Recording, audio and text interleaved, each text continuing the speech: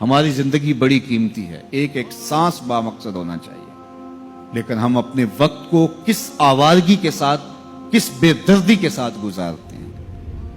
حضرت امام شافعی کہتے ہیں کہ میں نے فقیروں سے دو باتیں بڑی پتے کی سنی اور انہوں نے مجھے بڑا نفع دیا۔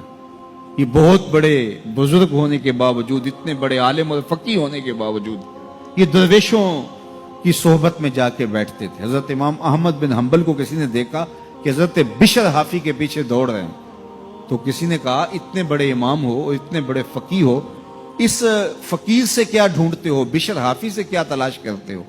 تو حضرت امام احمد بن حنبل نے کہا کہ احمد بن حنبل جس رب کو مانتا ہے، بشر حافی اس رب کو جانتا بھی ہے۔ تو فقیروں کی باتیں بڑی پتے کی ہوتی ہیں، تو کہتے ہیں کہ فقیروں کی دو باتوں نے، امام شافعی بولے، کہ مجھے بڑا فائدہ دیا۔ ایک تو یہ الوقت سیف قاطع، وقت کاٹ دینے والی تلوار ہے، اگر وقت کو تم کاٹو گے تو ٹھیک، ورنہ وقت تمہیں کاٹ دے گا۔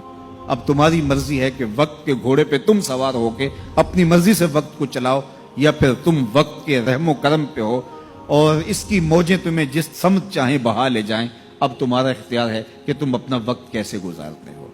دوسری بات جس نے مجھے بڑا نفع دیا وہ یہ کہ اپنے آپ کو نیکی کے کاموں میں لگا دو، ورنہ نفس تمہیں برائی کے کاموں میں مشغول کر دے گا۔ اپنے ارد گرد تانا بانا ایسا بن لو، اپنے حالات ایسے بنا لو، اپنی دوستی ایسی وضع کر لو کہ تم نیکی کے ماحول میں رہو، ورنہ شیطان برائی کے اندر مبتلا کرنے میں دیر نہیں کرے گا اور نفس تمہیں جو ہے وہ شر میں مبتلا کر دے گا۔ تو فرمایا کہ کسی شخص کے اسلام کا حسن یہ ہے کہ وہ بے مقصد کاموں کو چھوڑ دے۔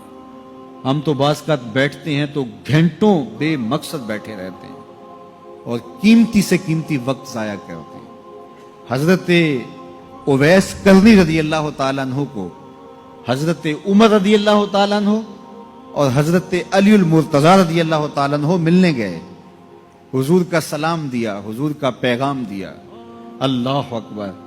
تو ویسے کرنی تو تڑپ گئے نا، چشمان سے آنسو ہیں اور بار بار پوچھتی ہیں میرے حضور کے لبوں پہ میرا نام کیسے آیا تھا۔ حضور نے کہا تھا نا کوئی اویس بن عامر کو ملے اور میرا سلام دے اور اس سے کہے کہ میری امت کی بخشش کی دعا کرے، اللہ اکبر۔ تو یہ ملنے گئے حضور کی وصیت اور حکم کے مطابق، حضور کا سلام دیا، تو یہ بار بار کہتے تھے حضور کے لبوں پہ میرا نام کیسے آیا، اللہ اکبر۔ تو جب یہ تڑپ دیکھی تو کہا اتنی محبت اور اتنا پیار تو حضور کو ملنے نہیں آئے، حضور کو دیکھنے نہیں آئے۔ تو حضرت اویس کرنی فرمانے لگے تم نے میرے حضور کو دیکھا ہے؟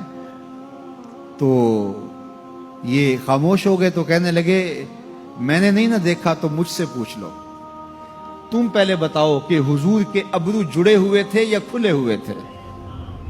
اللہ اکبر، تم نے تو حضور کو دیکھا ہے تو ذرا بتاؤ نا۔ پھر خود ہی فرمانے لگے جس نے نہیں دیکھا اس سے پوچھ لو۔ کہا کوئی قریب سے دیکھتا تو کھلے ہوئے نظر آتے، دور سے دیکھتا تو جڑے ہوئے نظر آتے۔ معلوم ہوا کہ حضور کی قربت میں ہی رہے ہیں اگرچہ بظاہر دور رہے ہیں۔